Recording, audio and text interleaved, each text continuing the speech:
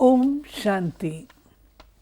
आज 25 अप्रैल 2017 मीठे प्यारे बाबा के उन मधुर महावाक्यों पर जिनका श्रवण आज हमने अपनी प्रातः क्लास में संगठित रूप से किया। आइए अब उस पर हम मनन और चिंतन करेंगे। मीठे बाबा ने आज कई बातें स्पष्ट की हैं। उदाहरण के रूप से आज कर्म योगी की नई परिभाषा मिली है, निश्चय बुद्धि की निशानियां मिली हैं। धारणा क्यों नहीं होती, क्या कारण बन जाता है, बुद्धि बाहर क्यों चली जाती है। और बाबा ने कहा लक्ष्मी नारायण को सर्वशक्तिवान नहीं कहेंगे। ये और इसके अतिरिक्त अन्य भी कई राज बाबा ने आज स्पष्ट किए हैं। आइए उन्हें हम देखें। बाबा बोले, मीठे बच्चे, तुम हो कर्म योगी, तुम्हें चलते फिरते याद का अभ्यास करना है। एक बाप के सिमरण में रह नर से नारायण बनने का पुरुषार्थ करो। ये बहुत सार गर्भित बाबा के वाक्य हैं, क्योंकि पहली बात यह है कि योगी तो दुनिया के अंदर जब भी कोई व्यक्ति किसी योगी का ख्याल अपने मन में लाता है तो पहली बात तो उसके गेरुए वस्त्र होने चाहिए। वो उसी को योगी समझते हैं। जो ही कोई गेरुए वस्त्र वाला आएगा उसी को वो योगी कह देंगे। अब देखा जाए तो सन्यासी भी गेरुए वस्त्र पहनते हैं और योगी भी पहनते हैं। दुनिया के अंदर हठ योग करने वाले सारे तो नहीं पहनते, लेकिन लोगों को योग और सन्यास का भी भेद नहीं पता। योग मैंने जोड़ना, सन्यास मैंने छोड़ना। इसलिए बाबा कहते हैं कि योग के लिए कोई किसी प्रकार के विशेष वस्त्रों की आवश्यकता नहीं है। फिर बाबा कहते हैं तुम हो कर्म योगी। अब योगी लोग उसको भी समझते हैं जो घर बार गृहस्थ अपना व्यवहार छोड़कर कहीं जाके खाली योग का अभ्यास करे। तो बाबा कहता है ऐसा नहीं है कि योग के साथ कर्म जुड़ा हुआ। योग में नहीं जोड़ना है, छोड़ना तो है ही नहीं। तो कर्मों के अंदर कुछ विशेष शक्ति आए, योग की पावर आए, वो बात है। इसलिए तुम कर्म योगी हो। तुम्हें चलते फिरते कर्म करते हुए योगी बनना है। ये बहुत इम्पोर्टेंट है। अगर दुनिया को पता लग जाए तो वो समझ जाएं कि जो ब्रह्मा कुमारी हैं वो घर गृहस्थ में रहते हुए योगाभ्यास कराती हैं। कई बार इसको नेचुरल कैसे बनाया जाए, क्योंकि बुद्धि में विचार तो चलते ही रहते हैं। वो विचार याद के हों, वो संकल्प याद के हों, उसके लिए हम नेचुरल कैसे रहें। तो बाबा यही कह रहे हैं ना, एक तो तुम कर्म योगी हो तो तुमको कर्म छोड़ना नहीं है। तीसरी बात बाबा ने कि सिमरण में रहना है। जो कुछ भी करो सिमरण अर्थात स्मृति। दुनिया ने सिमरन का अर्थ उल्टा लेकर के माला फेरने को सिमरन कहते हैं, राम नाम बोलने को सिमरन कहते हैं, मन में राम नाम कहने को भी सिमरन कहते हैं, किसी भी मंत्र को रिपीट करने को। बाबा कहते हैं सिमरन का मतलब क्या है, स्मृति में रखना। तो स्मृति में तो व्यक्ति कोई भी व्यक्ति होगा तो कर्म करते हुए अपनी बात को स्मृति में रख सकता है। मान लो मैं भारतवासी हूँ, मैं अमेरिका में चले जाता हूँ, मैं वहाँ कर्म सब कुछ करता हूँ, मुझे क्या भूलता है कि मैं भारतवासी हूँ। इसको कहा जाता है सॉलिड स्मृति। कई ऐसी चीज़ें होती हैं जिसकी व्यक्ति को पक्की स्मृति रहती है। जैसे अपने देश की स्मृति रहती है। अब किसी का कोई वैज्ञानिक है, अब वो वैज्ञानिक भारत से लंदन चले जाता है, विज्ञान के काम करता है, खाता पीता है, क्या उसको भूलता है कि मैं वैज्ञानिक हूँ। इसी प्रकार से भगवान बाबा कहता है अपने पिता की स्मृति। तो जैसे राजपूत होते हैं उनको होता है हम बड़े पावरफुल हैं, निडर हैं। तो बाबा कहते हैं परम पिता परमात्मा, मैं जो तुम्हारा पिता हूँ, मेरे साथ योग इसलिए लगाते हो कि मेरे से तुम्हें शक्ति मिलती है। तो इसलिए बाबा ने नेचुरल बनाने के लिए कहा कर्म योगी हो, अर्थात अननेचुरल कुछ नहीं करना। फिर कर्म करते हुए भी स्मृति में रहना। नहीं तो व्यक्ति को कोई विशेष स्मृति ना हो तो अपने कर्म को ही प्रधान मान लेता है। मैं एक मोटर ड्राइवर हूँ, उसको सदा यही रहेगा मैं मोटर ड्राइवर हूँ, मेरा मुख्य काम ये है। बाबा कहता नहीं, तुम कर्म योगी हो, तुम मेरे साथ योग भी लगा रहे हो और साथ मोटर ड्राइविंग भी कर रहे हो। इन्हीं से नर नारायण बन जाएगा। हाँ, तो बाबा कहते हैं लास्ट बात यह है कि लोगों को ये नहीं पता योग का लक्ष्य क्या है। हर चीज़ का कोई ऑब्जेक्ट होता है, कोई मंजिल होती है, कोई लक्ष्य होता है। तो इसलिए योग लगाने का भी कोई लक्ष्य होगा। योग लगाने का अर्थ है कि योग से शक्ति लेना। शक्तिहीन जब होता है कोई व्यक्ति, शारीरिक तौर पर भी उसको कई रोग आ जाते हैं, तो भगवान कहते हैं तुम तो लक्ष्मी नारायण थे। कहा जाता है ना, आप ही पूज्य आप ही पुजारी। तो तुम पूज्य थे, लेकिन अब हमको पता नहीं है कि हम अपने ही पूर्व जन्म के अपने स्वरूप की मंदिरों में जाकर मूर्तियों की पूजा कर रहे हैं। नाम हम देवी देवताओं के रखते हैं। तो भगवान कहता है क्यों पुजारी बन गए, तुम शक्तिहीन हो गए, तो विकार तुम्हारे अंदर आ गए। उन विकारों को दूर करने के लिए योग है। तो योग लगाते लगाते ऐसे स्मृति में रहते रहते तुम फिर जाके पुनः अपने लक्ष्मी नारायण पद को प्राप्त करोगे।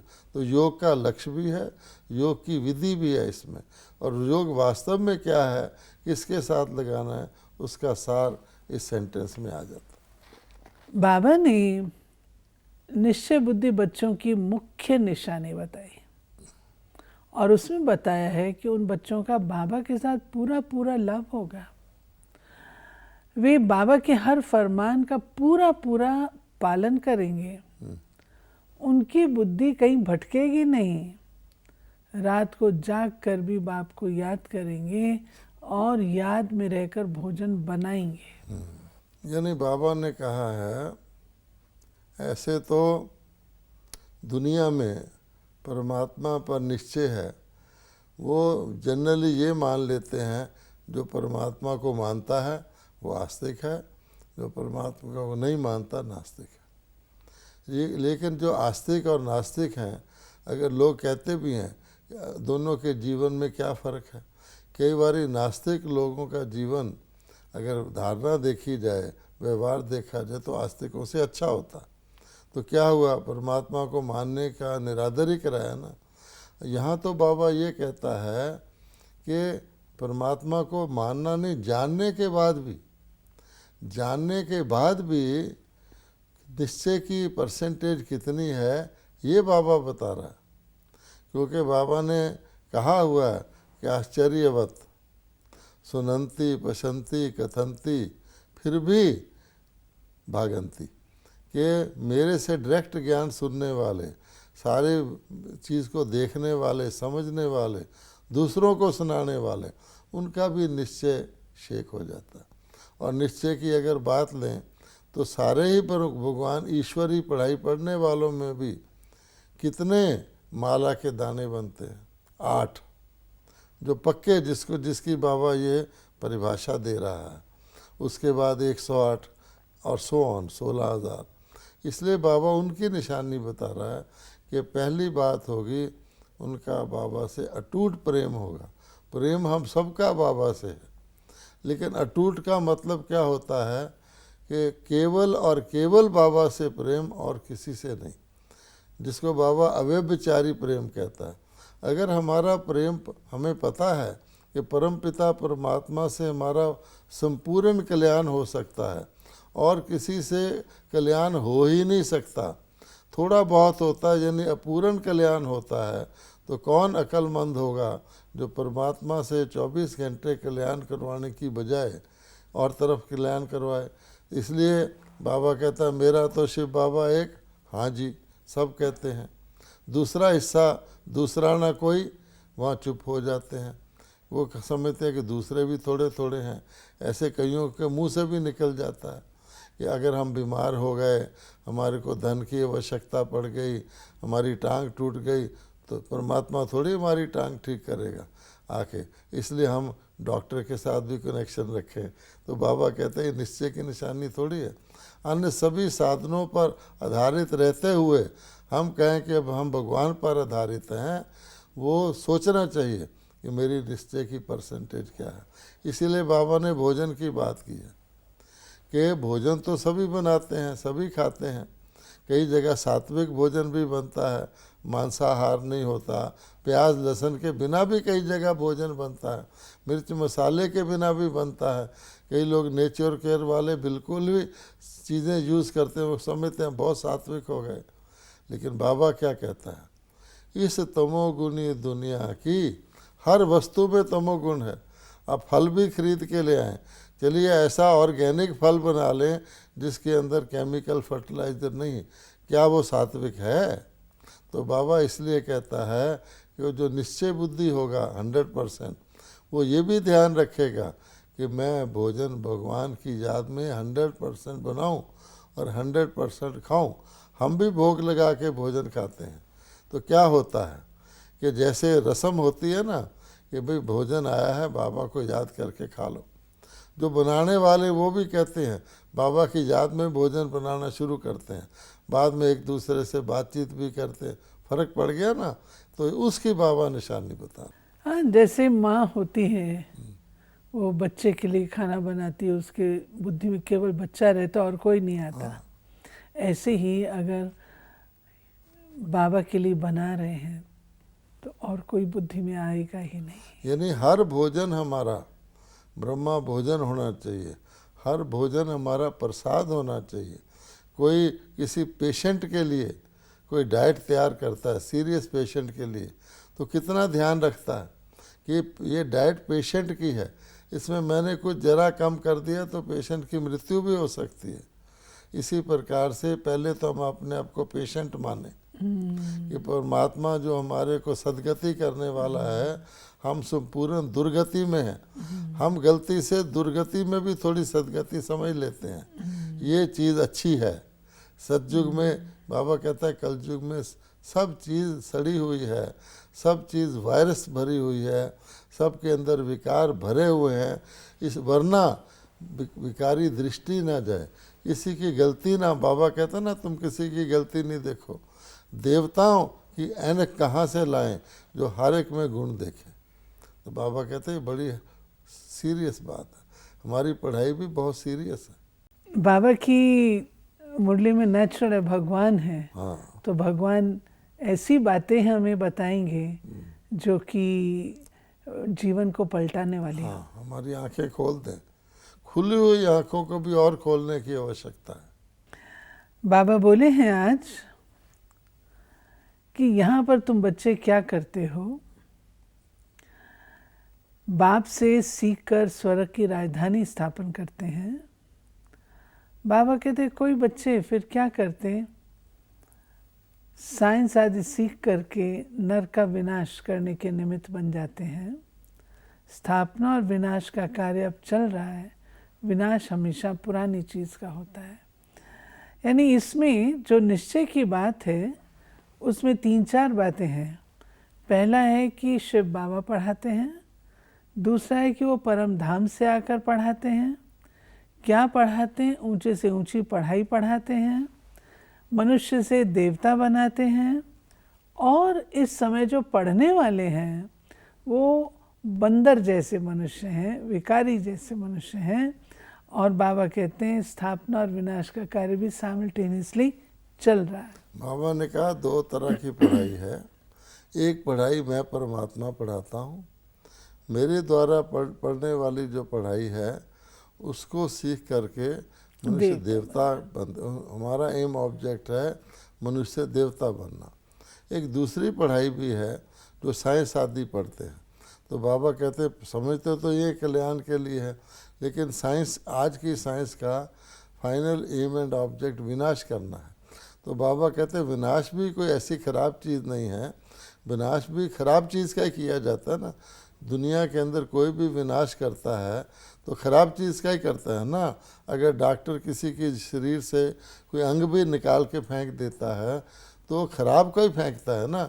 इसलिए बाबा कहते हैं दोनों कार्य आवश्यक हैं साथ साथ, क्योंकि पुरानी का विनाश भी आवश्यक है और नई की स्थापना भी आवश्यक है, दोनों पैरेलल चल रहे हैं।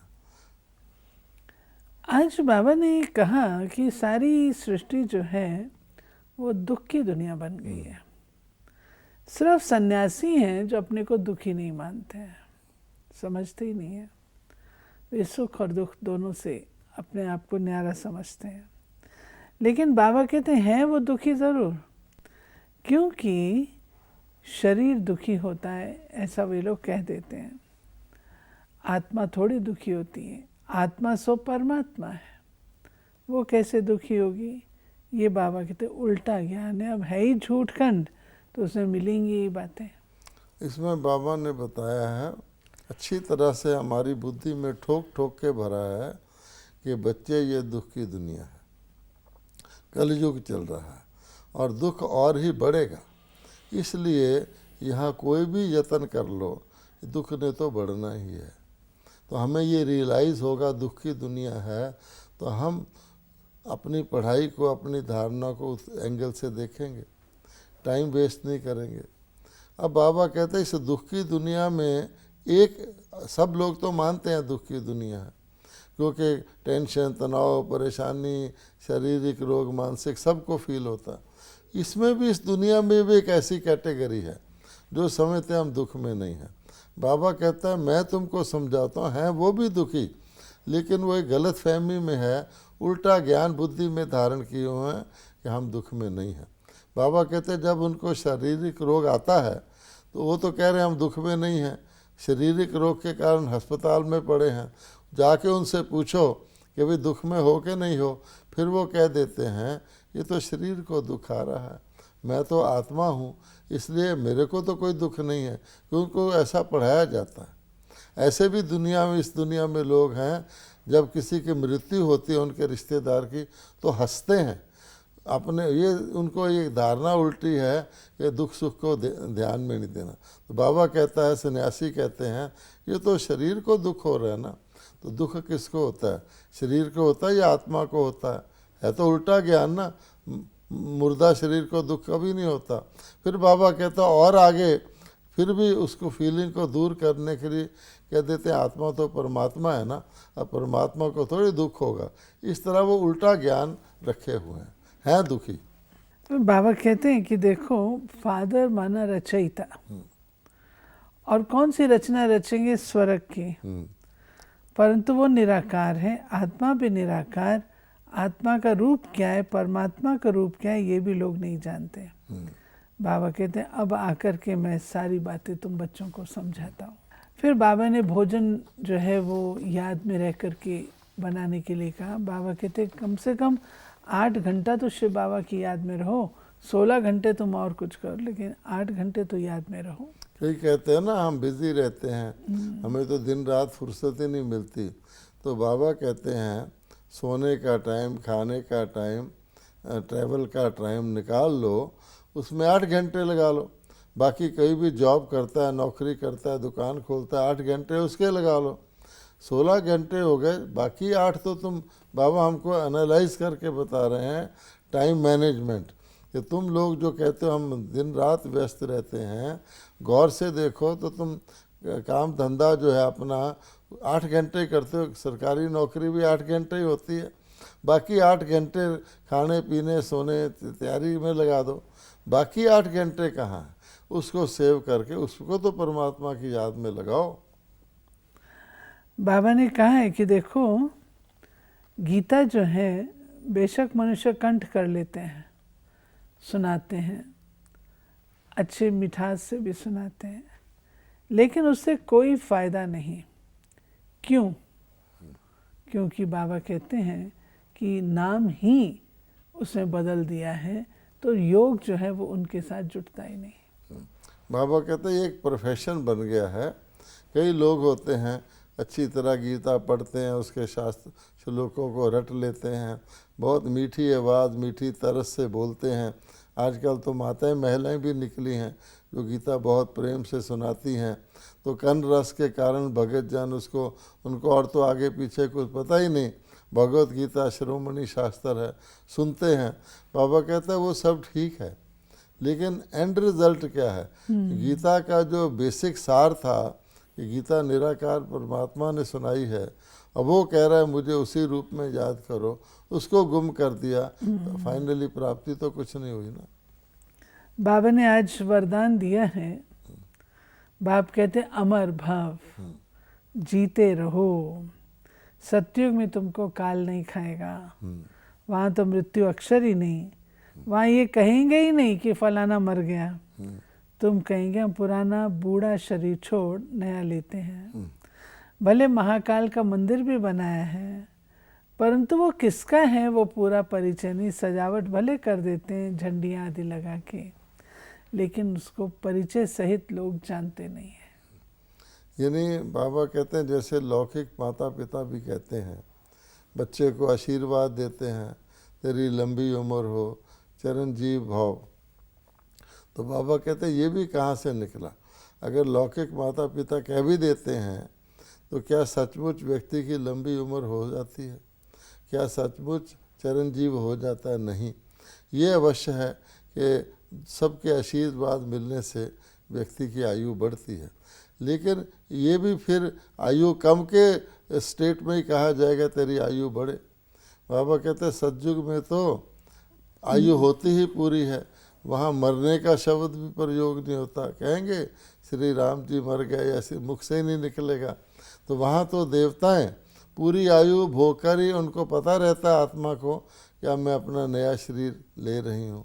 जैसे व्यक्ति को पुराने वस्त्र उतारने में कोई उदासी नहीं आती, तो बाबा कहता है उसकी यादगार में महाकाल का मंदिर भी बनाया हुआ है, उसमें शिव ही रखा हुआ है, क्योंकि शिव ने ही हमको काल जीत बनाया था, मृत्यु पर जीत कराई थी।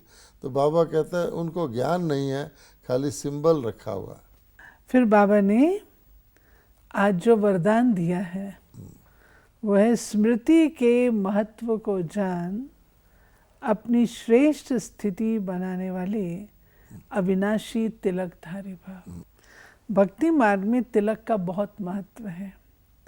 जब राज्य देते हैं तो तिलक लगाते हैं, सुहाग और भाग्य की निशानी भी तिलक है। ज्ञान मार्ग में फिर स्मृति के तिलक का बहुत महत्व है। जैसी स्मृति वैसी स्थिति। अगर स्मृति श्रेष्ठ है तो स्थिति भी श्रेष्ठ होगी। इसलिए बाप दादा ने बच्चों को 3 स्मृतियों का तिलक दिया है। स्व की स्मृति, बाप की स्मृति, श्रेष्ठ कर्म के लिए ड्रामा की स्मृति। अमृत वेले इन तीनों स्मृतियों का तिलक लगाने वाले अविनाशी तिलकधारी बच्चों की स्थिति सदा श्रेष्ठ रहती है। अब देखिए मुरली की शुरू में भी बाबा ने सिमरन का महत्व बताया था। अगर तुमने लगातार कर्म योगी रहना है, हर वक्त मेरी स्मृति में रहना है, जिससे ही तुम्हारा कल्याण होगा, जिससे तुम्हारी अंत मते सो गते होगी, तो अपने स्मृति में मैं आत्मा हूँ, परमात्मा की संतान हूँ, ये रख के कर्म करना है। अब बाबा ने उसके सारा जो चला आता है ट्रेडिशन वो बताया है कि देखो तिलक स्मृति की निशानी है, मैं सुहागवती हूँ, तिलक लगाते हैं। इसी प्रकार से बाबा कहते हैं भक्ति मार्ग में भी तिलक लगाते हैं। कोई विजय होती है तिलक लगाते हैं, कोई विशेष कार्य होता है, राजगद्दी पे राजा बैठता है तिलक लगाते हैं। तो ये यादगार है। तो ये परमानेंट तिलक की जो मैंने तुम्हें 3 दिए हैं, मैं आत्मा हूँ, ये स्मृति रखो, परमात्मा की संतान हूँ, और सृष्टि नाटक में मैं श्रेष्ठ पाठधारी हूँ। 3 बिंदियाँ सुबह लगाओगे, 3 तिलक, हाथ से लगाने की जरूरत नहीं, तो तुम देवता बन सकते हो। स्लोगन है सदा अच्छा अच्छा सोचते रहो तो सब अच्छा हो जाए। अब देखिए है सिंपल बात, अच्छा अच्छा, यानी खराब तुम्हारी सोच में आए ही नहीं, खराब को भी अच्छा ही देखो। अच्छा भाई ठीक है, वैसे भी जो लोग 2 मिलते हैं कोई कॉन्वर्सेशन, अच्छा ठीक है, तो बाबा कहते हैं इस अच्छे को सदा अच्छा ही रखो तो अच्छा ही हो जाएगा। ये थी प्यारे बाबा की आज 25 अप्रैल 2017 की मुरली। मीठे बाबा ने हम बच्चों को सहज रूप से नेचुरल कर्म योगी कैसे रहें और अपने 8 घंटे का चार्ट हम बना सकें, उसके लिए बाबा ने भिन्न भिन्न युक्तियाँ भी बताई हैं। यदि हमारे मन में ऐसे सकारात्मक, शक्तिशाली और कमाई करने वाले संकल्प रहेंगे, विचार रहेंगे, तो अवश्य हम अच्छे कर्म योगी कहला सकेंगे। ओम शांति।